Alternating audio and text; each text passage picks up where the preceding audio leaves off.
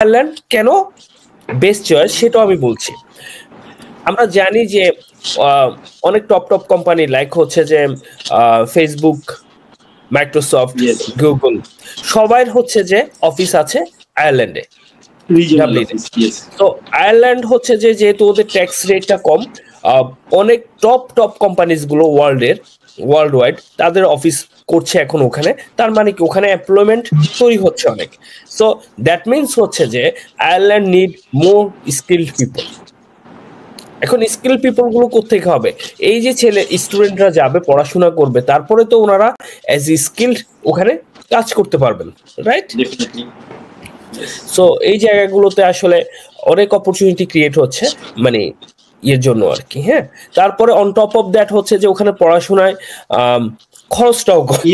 আমি যদি ওই কান্ট্রিগুলোর সাথে তুলনা করি, এখানে খরচটা অনেক কম। আসসালামু আলাইকুম এভরিওয়ান, আমি জোহাদুর রহিম তাজিম জিআরকে ইন্টারন্যাশনাল থেকে বলছিলাম। প্রতি সপ্তাহে ন্যায় এই সপ্তাহে আমরা আজকে লাইভে চলে আসলাম আমাদের প্রিয় আবিদ কুরি স্যারের সাথে। তো আজকে যেই দেশটা নিয়ে আমরা কথা বলবো, অবশ্যই আপনারা উপরে দেখতে পাচ্ছেন যে কোন দেশটা নিয়ে কথা বলবো। তো এই দেশটা সম্পর্কে অনেকে চেনে এই দেশটাকে, কিন্তু এটা নিয়ে অনেক মিসকনসেপশন আছে।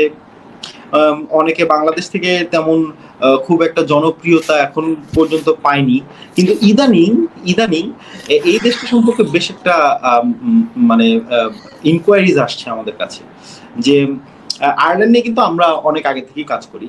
জিআরকে ইন্টারন্যাশনাল অনেকদিন ধরেই কাজ করে, আমাদের বেশ কয়েকটা ইউনিভার্সিটির সাথে অ্যাফিলিয়েশন আছে আয়ারল্যান্ডে, কিন্তু বাংলাদেশ থেকে তেমন কোনো ওরকম ভাবে ছিল না, এটা মানে মানুষজন এত ইনকোয়ারি করতো না এটা সম্পর্কে। ইদানিং এই আয়ারল্যান্ড এই দেশটা নিয়ে ইনকোয়ারি বেশ ভালোই আমি পাচ্ছি। আমার কাছে বেশ ভালো প্রশ্ন আসছে আয়ারল্যান্ড নিয়ে। সো এই জন্য ভাবলাম যে আজকের সেশনটা কেন নয় আয়ারল্যান্ড নিয়ে স্যারের কাছ থেকে জানি। এতে কি হলো, এতে আপনারাও উপকৃত হলে, এবং আপনারা যদি মানে মনে করেন যে আয়ারল্যান্ডে যাওয়ার জন্য কেউ ইচ্ছুক বা আপনি নিজে ইচ্ছুক, তাহলে এই লাইফটা কিন্তু আপনারা দেখে নিতে পারেন, শেয়ার করতে পারেন, অথবা আপনাদের যদি কোনো প্রকার প্রশ্ন থাকে আপনারা লাইভে কমেন্টে আপনারা জানাবেন। আমি চেষ্টা করব স্যারের মাধ্যমে আপনাদের এই প্রশ্নগুলোর উত্তর দেওয়ার। স্যার, আশা করি আপনি ভালো আছেন। স্যার। হ্যাঁ তাজিম, আমি ভালো আছি, তুমি কেমন আছো? জি, আমি ভালো আছি স্যার। স্যার, আমরা সরাসরি প্রশ্নতে চলে যাই, কারণ প্রচুর প্রশ্ন। স্যার, প্রথমত আমি যেটা জানতে চাই, ইদানিং আয়ারল্যান্ড নিয়ে কেন মানে মানুষের এত জানার ইচ্ছা কেন আয়ারল্যান্ড নিয়ে? স্যার, আপনার কি মনে হয় আয়ারল্যান্ড এই দেশটা নিয়ে? স্যার, ওয়াই আয়ারল্যান্ড কেন মানুষ চুজ করবে, আমাকে যদি একটু বলতেন sir. Right, as a study destination আমি বলবো যে আয়ারল্যান্ড একটা চমৎকার ডেস্টিনেশন, স্পেশালি আমি যদি বলি যে বাংলাদেশের স্টুডেন্টদের জন্য। Of course like a quality of education তো আছেই, সাথে আছে কি সবচেয়ে বড় যে ফ্যাক্টটা, এটা হচ্ছে যে একটা ইংলিশ স্পিকিং কান্ট্রি। তো Europe plus English speaking country. এখন অনেক স্টুডেন্ট হচ্ছে যে ইউরোপে আসতে চায়, কিন্তু ইউরোপের বেশিরভাগ দেশগুলো কিন্তু ইংলিশ স্পিকিং কান্ট্রি না, ঠিক আছে? সো এই জায়গাটাই তারা কিন্তু আয়ারল্যান্ডটাকে খুব ইজিলি চুজ করতে পারে। সরি, তো আয়ারল্যান্ডটাকে তারা খুব ইজিলি চুজ করতে পারে। অন টপ অফ দ্যাট হচ্ছে যে এখন রিসেন্টলি আমরা জানি যে কানাডা গভর্নমেন্ট হচ্ছে যে খুব একটা কানাডাতে ওরা মানে রেস্ট্রিকশন দিচ্ছে যে ইন্টারন্যাশনাল স্টুডেন্টস কম নেবে।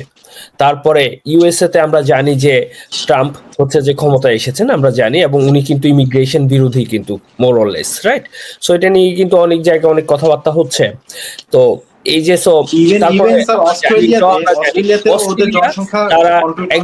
তারা হচ্ছে যে ইমিগ্রেশন কমাইতে চাচ্ছে। সো তাহলে কি রইলো? তারপরে ইউকে তে কিন্তু হচ্ছে যে আগের মতো কিন্তু ফ্যাসিলিটিস নাই, রাইট? সো যে এই যে ইংলিশ স্পিকিং কান্ট্রি যতগুলো আছে সবগুলোই কিন্তু কাট ডাউন করছে। সো এখন একটাই উপায়, সেটা হচ্ছে আয়ারল্যান্ড।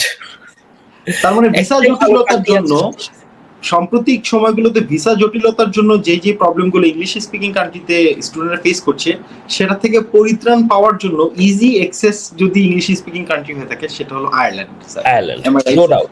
No doubt.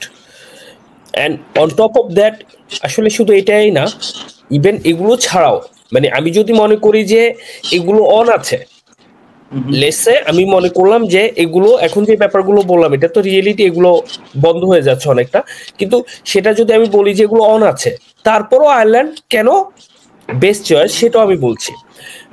আমরা জানি যে অনেক টপ টপ কোম্পানি লাইক হচ্ছে যে ফেসবুক, মাইক্রোসফট, গুগল, সবাই হচ্ছে যে অফিস আছে আয়ারল্যান্ডে, তো আয়ারল্যান্ড হচ্ছে যে যেহেতু ওদের ট্যাক্স রেটটা কম, অনেক টপ টপ কোম্পানিজ গুলো ওয়ার্ল্ড ওয়াইড তাদের অফিস করছে এখন ওখানে, তার মানে কি ওখানে এমপ্লয়মেন্ট তৈরি হচ্ছে অনেক।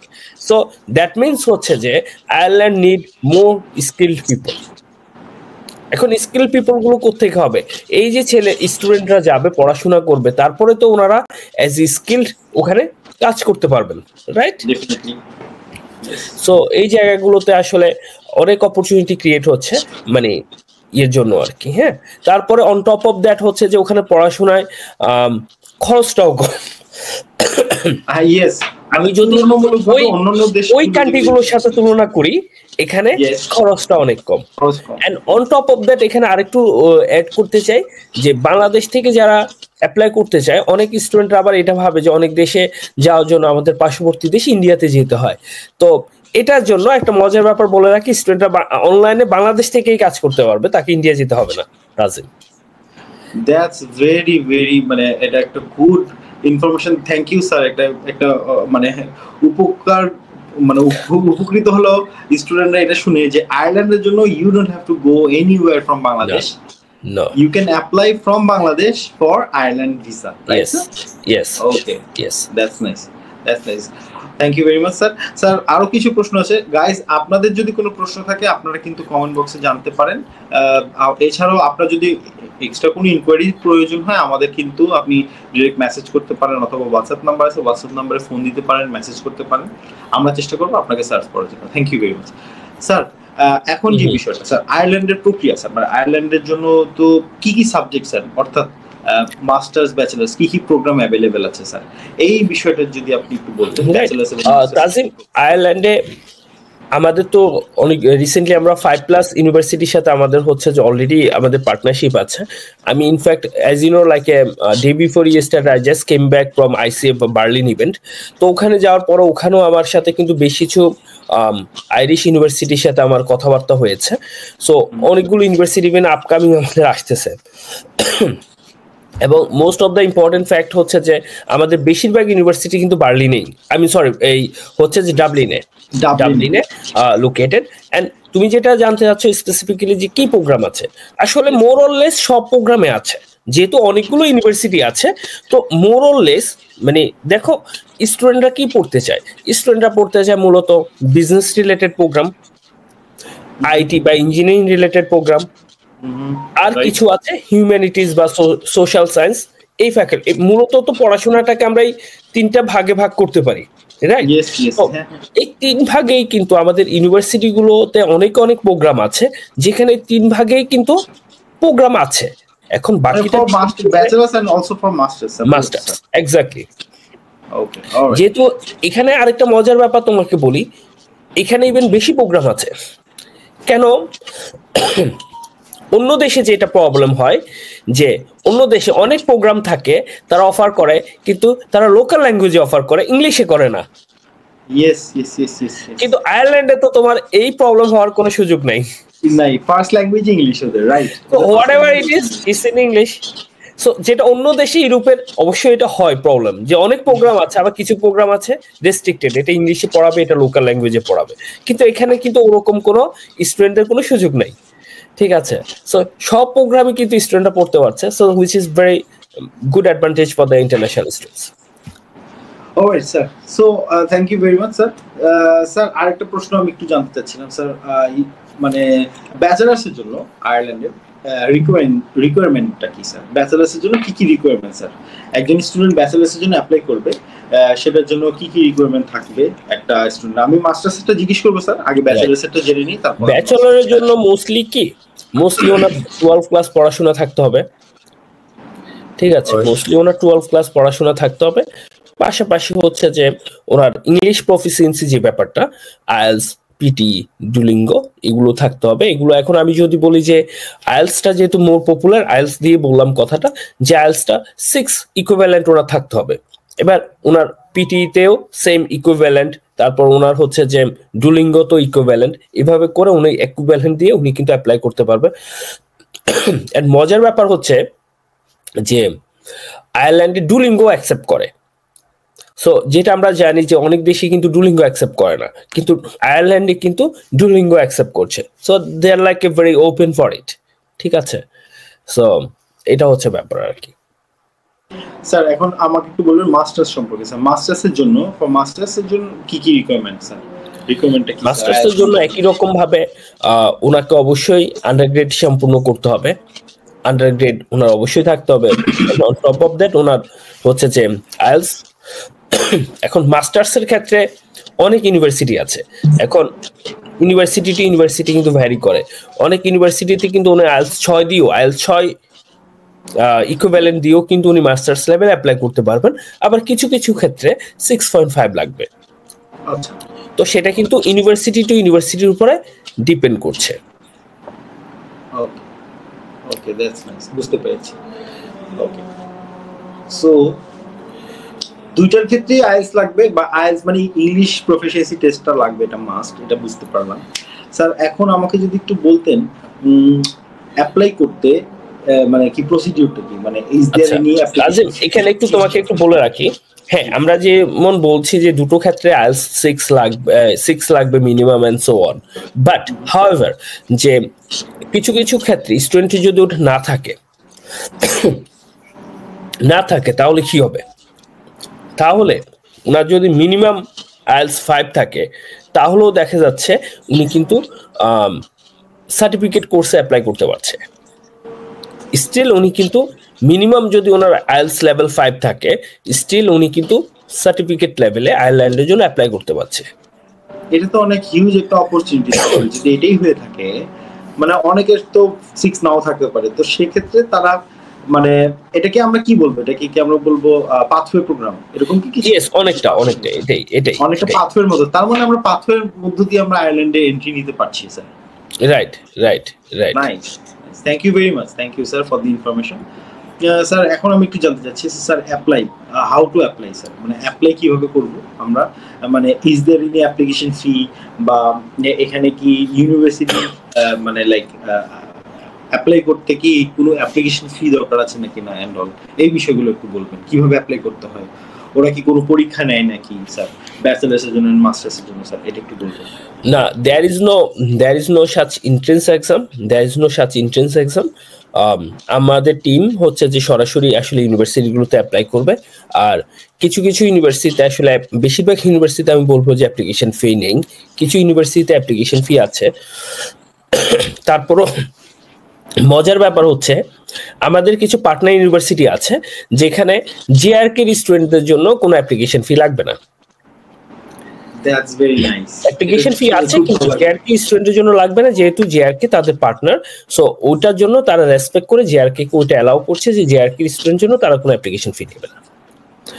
Nice, that's nice, thank you very much sir. এটা কি বোথ মাস্টার্স এবং ব্যাচেলর বোথ ব্যাচেলর এবং মাস্টার্সের জন্য? অনেক দেশে আছে যে মাস্টার্সের জন্য অ্যাসাইনমেন্ট এন্ড মানে পরীক্ষা বা ইন্টারভিউ এর ফেস করতে হয়। Is there any requirement for that?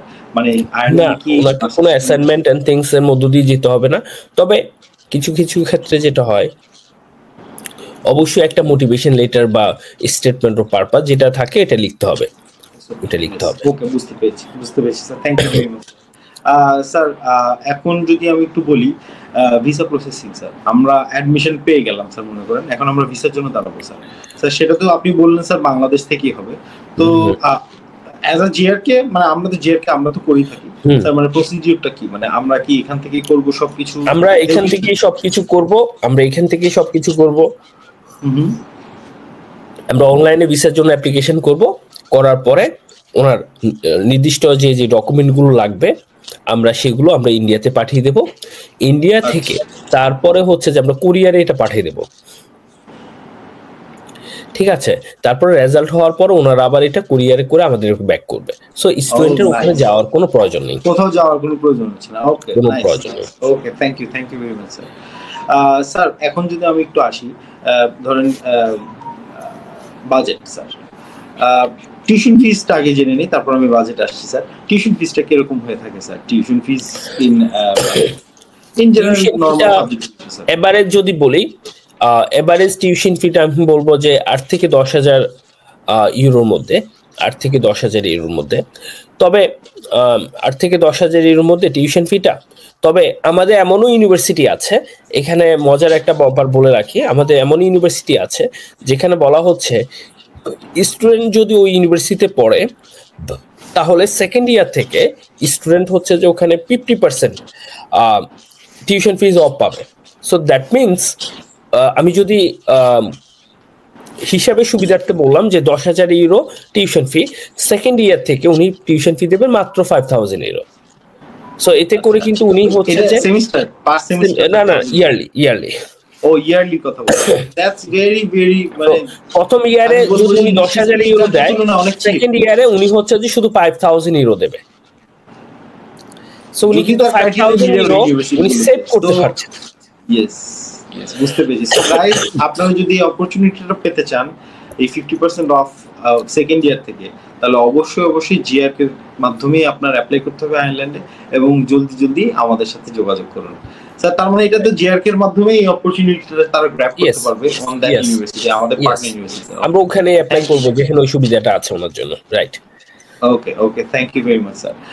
Sir এখন যদি আমাকে একটু বলতেন বাজেটের ব্যাপারে স্যার, একজন স্টুডেন্টের কিরকম বাজেট থাকা দরকার আয়ারল্যান্ডে যাওয়ার জন্য, এটা একটু বলবেন স্যার।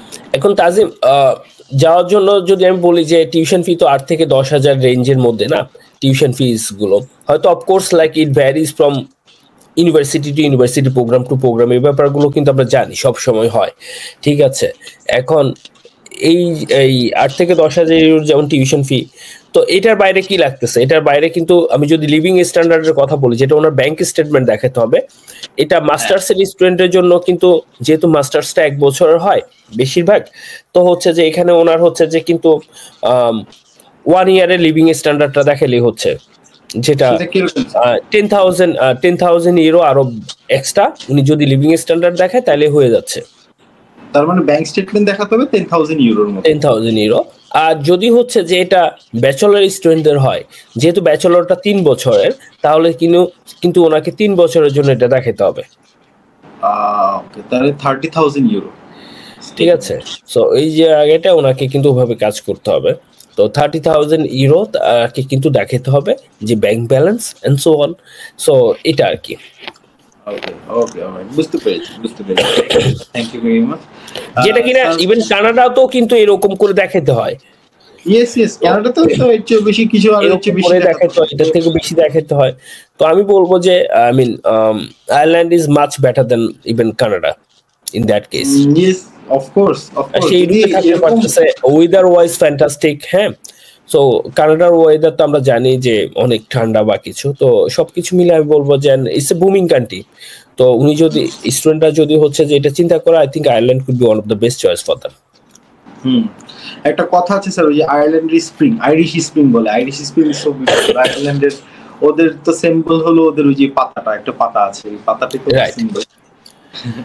Yes, okay sir. তার মানে আমরা যদি বলতে পারি বাংলাদেশ থেকে এখন বর্তমানে খুবই, আমি যদি ভুল না হয়ে থাকি, তাহলে খুব সহজেই আয়ারল্যান্ডের জন্য আয়ারল্যান্ডকে বেছে নিতে পারে একটা, মানে তার স্টাডি ডেস্টিনেশন হিসেবে।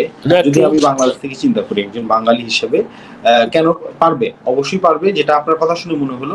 এবং আমার কাছে যেটা মনে হয় যে যদি জিআরকে এর মাধ্যমে যদি তারা এনরোল হয় বা কাজ আয়ারল্যান্ডে যাওয়ার জন্য চিন্তা ভাবনা করে, তাহলে খুব অতি সহজেই অনেক ফ্যাসিলিটি হাতে নিয়ে তারা আয়ারল্যান্ডের উদ্দেশ্যে রওনা দিতে হবে। কারণ আপনি যে কথাগুলো বললেন, আমাদের যে ইউনিভার্সিটিগুলোর সাথে অ্যাফিলিয়েশন, যে চুক্তি, সেই চুক্তি অনুযায়ী তো এই অফারগুলো তো আসলে সবার দেওয়া সম্ভব না, সবাই একা পারবে না, এটা নিতে পারবে না।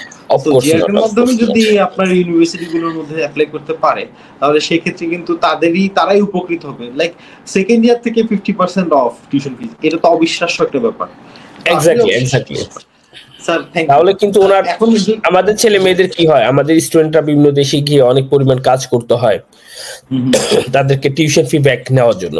সো এখানে যেহেতু 50% ওনার টিউশন ফি ওনার লাগছে না, তাহলে কিন্তু ওই পরিমাণ উনি যদি কাজ কমও করে তাহলে কিন্তু হয়ে যাচ্ছে, রাইট রাইট এক্স্যাক্টলি। আমি যদি বলি যে 10,000 ইউরো ওনার যদি আর্ন করতে হতো, তাহলে ওনার যে পরিমাণ এক্স অ্যামাউন্ট অফ কাজ করতে হতো, এখন উনি এক্স এর হাফ অ্যামাউন্ট কাজ করবে, তাহলে কিন্তু হয়ে যাচ্ছে। তাহলে উনি আরো বেশি ফোকাস করতে পারছে ওনার পড়াশোনার জন্য। Yes sir. স্যার এই ওয়ার্ক পারমিটের থেকে আসলাম, মানে একটু যেহেতু কথাটা জিজ্ঞেস করে ফেলি স্যার, ওখানে স্যার অ্যাজ এ স্টুডেন্ট কি এখানে পার্ট টাইম জব করা যায়? যদি করা যায় সেটা কত ঘন্টা? অফকোর্স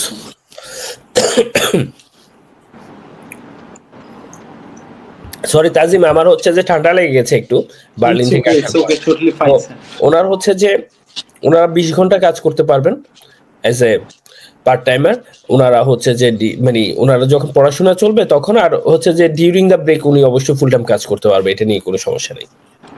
ওকে ওকে নাইস, তাহলে তো সুন্দর। তার মানে স্টুডেন্টরা ওখানে কাজ করতে পারবে। আর ওখানে তো যেহেতু মানুষ জনসংখ্যা কম, ওখানে কাজও available, if I am not wrong, আয়ারল্যান্ডে তো কাজও অ্যাভেলেবেল। আর মজার বিষয় হলো যদি আমাদের মধ্যে হয়ে যায়, বেশিরভাগ ইউনিভার্সিটি তো ডাবলিনে, অর্থাৎ রাজধানীতে, সো ওখানে তো কাজের অ্যাভেলেবিলিটি থাকবে না, ওটা কোনো সমস্যা নেই। বেশিরভাগ মানুষ হচ্ছে যে ওখানে ভালোই আছে, এটুকু আমি বলতে পারবো। আর সবচেয়ে মানে ওই যে বড় অ্যাডভান্টেজটা আসলে যেটা, যে মানে ইংলিশ তো হচ্ছে যে মেইন ল্যাঙ্গুয়েজ না, তো ওখানে যে স্টুডেন্টরা আসতেছে মোরলেস সবাই কিন্তু ইংলিশ পারে, তার মানে তার কিন্তু জব খুঁজতে খুব একটা সমস্যা হচ্ছে না। ইয়েস।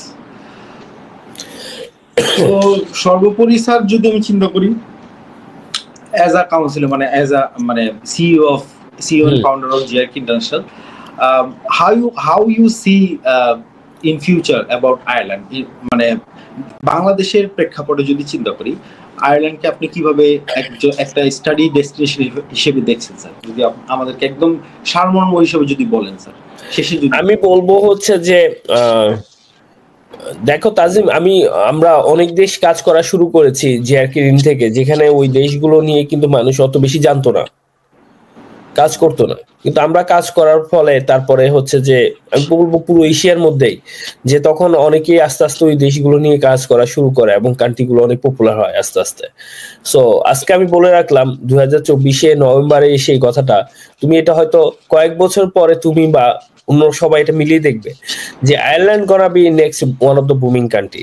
কারণ কেন হবে এই কথার উত্তরটা আমি এখানে রিপিট করব না, কারণ আমি শুরুতেই বলে দিয়েছি যে কিছু দেশ যেহেতু অনেক টাইট করছে, সো আসলে আয়ারল্যান্ড ছাড়া কিন্তু খুব একটা ওয়ে আউট নাই।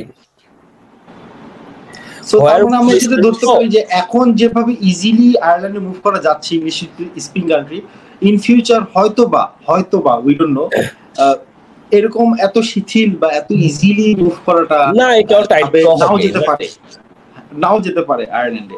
সেক্ষেত্রে একটা কথা আছে না যে যায় দিন ভালো যায়, রাইট রাইট। এবং আমি নিজেও অনেক বছর ধরে দেশের বাইরে থাকি। আমি বলবো যে এই যে ইমিগ্রেশন, ইন্টারন্যাশনাল ইমিগ্রেশন পলিসি গুলো যেটা হচ্ছে, মানে কেউ এটা বলতে পারবে না যে 10 বছর আগে থেকে এখন অনেক ভালো।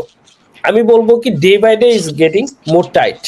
হ্যাঁ, যত দিন যাচ্ছে, আমরা যদি একটা ছোট্ট উদাহরণ দিই, যে আগে যখন কেউ কি ইউকেতে যেত, ইউকেতে আমরা জানি আমাদের সিলেট থেকে অনেক মানে ওল্ড জেনারেশন গিয়েছে, কিন্তু হ্যাঁ I am saying it very positively, কিন্তু আজকাল কিন্তু যেতে পারছে না, আজকাল কিন্তু পড়াশোনা করে যেতে পারছে। স্পাউস সহ যেত, এক বছর আগেও স্পাউস সহ মানুষ মুভ করেছে ইউকেতে, যেতে পারে। এখন শুধুই মাস্টার্স ক্যান্ডিডেটরা স্পাউস সহ ওখানে যেতে পারবে, তো এটা আর কি। সো বাট আমি বলবো যে Ireland is one of the booming country now, and it will be sustained for next few years, and it's a huge opportunity for the international students. Okay, thank you very much, thank you. So guys, আপনারা শুনলেন Ireland সম্পর্কে স্যারের সাথে আমার কনভারসেশনটা অবশ্যই আপনারা ইউটিউবে পেয়ে যাবেন অবভিয়াসলি পুরোটুক। আর যদি আপনারা মিস করে থাকেন, সেক্ষেত্রে অবশ্যই আপনারা এটা পুনরায় আপনারা দেখে নেবেন লাইভটা, এবং সবার সাথে শেয়ার করে দিবেন। যত বেশি শেয়ার করবেন মানুষজন তত বেশি জানতে পারবে এই দেশ সম্পর্কে। আর এছাড়াও যদি আপনাদের কোনো প্রশ্ন থাকে এক্সট্রা, তাহলে অবশ্যই আমাদেরকে কমেন্ট বক্সে জানাবেন অথবা আমাদেরকে মেসেজ করবেন, আমরা চেষ্টা করবো আপনাদেরকে সার্ভ করা। তো থ্যাংক ইউ স্যার, আমরা মনে হয় শেষে চলে এসেছি, মোটামুটি সবকিছু আয়ারল্যান্ড নিয়ে মোটামুটি কভার করেছি। সো সাম আপ যদি আমি বলি যে জিআরকে ইন্টারন্যাশনালের মাধ্যমে যদি আপনারা এখন বর্তমানে আমাদের সাথে একটা অফার চলছে, এই অফারটাও আমি একটু বলে দিই। যদি আপনারা যদি জিআরকে এর মাধ্যমে যদি আমাদের মাধ্যমে যদি কোনো ইউরোপের যে কোনো দেশেই ইনক্লুডিং আয়ারল্যান্ড যদি অ্যাপ্লাই করেন বা এনরোল হন, সেক্ষেত্রে কিন্তু আমাদের একটা অফার চলছে। সেই অফারটা হলো up to 30% discount in terms and condition applied obviously. So কি কি বিষয়ে আপনারা এই ডিসকাউন্টটা পাবেন সেটার জন্য অবশ্যই যোগাযোগ করতে হবে আমাদের সাথে। আমাদের তো সব মাধ্যম বলে দিলাম, ডিসক্রিপশন বক্সে সব কিছু দেওয়া আছে। So thank you very much, thank you sir for your time. Ireland সম্পর্কে এত সুন্দর এবং গঠনমূলক ইনফরমেশন দেওয়ার জন্য আপনাকে ধন্যবাদ স্যার। আমি তাজিম শেষ করার আগে আরো কয়েকটা পয়েন্ট একটু বলে দেব, স্টুডেন্টদের জন্য এটা উপকার হবে। পিএসডব্লিউ, সো এটা একটা মনে হয় তোমার কাছে একটা কমন কোশ্চেন থাকে যে পিএসডব্লিউ তারা পাচ্ছে কিনা, পোস্ট স্টাডি ওয়ার্ক। সো স্টুডেন্টরা কিন্তু আয়ারল্যান্ডে পড়াশোনার পরে ওনারা হচ্ছে যে 1 বছর এবং 2 বছর পিএসডব্লিউ পেতে পারেন বেসড অন দেয়ার স্টাডিজ। কিছু কিছু সাবজেক্ট আছে যে সাবজেক্টগুলো ওখানে হচ্ছে যে ডিমান্ড অনেক বেশি, ঠিক আছে? তো সেগুলো যদি উনি পড়ে তাহলে উনি হচ্ছে যে 2 বছর পিএসডব্লিউ পাবে, আর নাইলে আদার দেন দ্যাট উনি 1 বছরের পিএসডব্লিউ পাবেন। সো পিএসডব্লিউ উনি পাচ্ছেন, আর পিএসডব্লিউ পাওয়ার পরে উনি আরো 4 বছর 9 মাস উনি কাজ করার পরে উনি হচ্ছে যে ওনার পিআর এর জন্য অ্যাপ্লাই করতে পারবেন। ক্লিয়ার কথাটা? সো আমাদের দেশের স্টুডেন্টরা সবাই কিন্তু পার্মানেন্ট রেসিডেন্সিপ পেতে চায়। তো ওয়ার্ক পারমিটে যাওয়ার পরে উনি হচ্ছে যে 4 বছর 9 মাস পরে উনি পিআর এর জন্য এলিজিবল হবেন, এবং উনি ওয়ার্ক পারমিটে যাওয়ার পরে ওনার ফ্যামিলিও নিয়ে আসতে পারবেন। আচ্ছা, এখন মানে সে পড়াশোনার পরে সে তার ফ্যামিলিকে নিয়ে আসতে পারবে, রাইট? তো এটা নিয়ে অনেক সময় হয় যে স্টুডেন্টরা জানতে চায় যে ফ্যামিলি নিয়ে আমরা আসতে পারবো কিনা। তো হ্যাঁ, হয়তো প্রথম 1-2 বছর 1 বছর মানে মাস্টার্স স্টুডেন্টরা 1 বছর প্রথম পারলো না, যেই উনি হচ্ছে যে পিএসডব্লিউ তো গেলে এবং পিএসডব্লিউ তে যাওয়ার সাথে সাথে যখন উনি ওয়ার্ক পারমিটে কনভার্ট করবে উইদিন সুন, রাইট? তো তখনই কিন্তু উনি ওনার ফ্যামিলি নিয়ে মুভ অন করতে পারছে। So they do not have to wait for the family very long time, ঠিক আছে? ইন সাম এক্সটেন্ট আসলে আমি নিজে তাজিম বলি স্টুডেন্টদের is good in some extent. এটা ডিপেন্ড করে আসলে পার্সন টু পার্সন, বাট এটা অবশ্য ভালো কিছু ক্ষেত্রে যদি স্টুডেন্টরা নিজে নিজে একটা মুভ করে। কারণ হয় কি, শুরুতে আসলে কিন্তু অনেক খরচ, অনেক কিছু বার্ডেন থাকে, ঠিক আছে? তো এখন হচ্ছে যে একটু সেটেল হয়ে এনভায়রনমেন্টটাকে বুঝে একটু এক্স্যাক্টলি না, এখন তাল না হলে 2 জন মানুষ গেলে কিন্তু খরচও বেশি, ডাবল না? এখন একজন মানুষ গেলে কিন্তু ব্যাপারটা মানে এখন হ্যাঁ এটা এই কেসগুলো ডিপেন্ড করে person to person and so on, এটা আসলে কিছু না। বাট ইন জেনারেল কিন্তু এটা একটা ভালো ওয়ে যে অনেক স্টুডেন্ট আছে তারা কিন্তু নিজে প্রথম একা যাচ্ছে, একটু নিজেকে একটু গুছিয়ে একটা চাকরি পেয়ে বাসা ঠিক করে তারপরে হচ্ছে যে ফ্যামিলি নিয়ে যাচ্ছে, রাইট? তো তখন হচ্ছে যে তাদের সার্ভাইভ করাটা ইজি হয়, কারণ ডে 1 থেকে বেশিরভাগ আমাদের দেশ থেকে কি হয়, ছেলেরাই তো যায় বাইরে। আমি বলবো না মেয়েরা যায় না, অবশ্যই তারাও যায়, কিন্তু ছেলেরা তো, একটা ছেলে যখন যাচ্ছে উনি কিন্তু যে কোনো জায়গায় নিজেকে অ্যাকোমোডেট করতে পারছে, কিন্তু উনি যখন ওনার ফ্যামিলি কিডস নিয়ে একসাথে মুভ অন করতে পারছে, চাইলেও কিন্তু সবকিছু সম্ভব না। From the day 1 they need very big house, right? So যখন ওনাদের ইনকামও নাই তখন কিন্তু পুরো ফ্যামিলিকে ওনার চালানোটাও কঠিন হয়ে দাঁড়ায়। তার থেকে উনি যদি একটু নিজেকে একটু গুছিয়ে, ঠিক আছে, একটু গুছিয়ে তারপরে ফ্যামিলি কিডস সবাইকে নিল, তখন কিন্তু ওরা গিয়ে কষ্ট করতে হলো না, ডে 1 থেকে কিন্তু ওরা একটা বেটার লাইফ পেল। বাট এজ এ সেট মানে এটা যে সবসময় এটা ফ্যাক্ট হবে তা না, এটা ডিপেন্ড করে সার্কামটেন্স টু সার্কামটেন্সের উপরে। এখন অনেক আমি জানি অনেক ফিমেল ক্যান্ডিডেট থাকেন যারা পড়তে যেতে চান, তাদের ব্যাপারটা আবার ভিন্ন, ঠিক আছে? সো এই আর কি, বাট সবকিছু মিলিয়ে জাস্ট আমি আমার অবজারভেশনটা তোমার সাথে শেয়ার করলাম।